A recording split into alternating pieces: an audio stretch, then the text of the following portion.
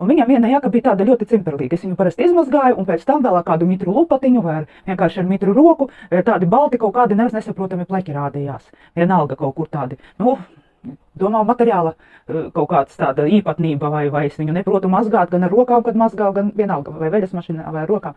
Šoreiz es izmazgāju ar veļas plāksnītēm. Neviena pleķa. Man nekas nebija jādara. Es to jaku izžāvēju, paskatījos, ka viņa ļoti labi tīra un pakarināju, lai gaida pavasari. Tā, laikam mums šodien ir viss tāda maza kastīte, bet, garšīga, smaržīga un noderīga.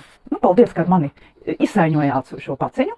Un gribu piebilst to, ka droši man rakstiet, ja gribat ko iegādāties, vai paši sākt iepirkties savā veikaliņā, jo produktu ir ļoti daudz, kaut kur ap 600, daudzveidība ir liela, un kāpēc gan neizmantot tādu iespēju, kā var kaut ko interesantu pamēģināt, kaut ko savādāku, nevis tas, kas ir nopērkams lielveikalos, un, kā saka, pateikt lepni, es esmu savu veikalu īpašniece.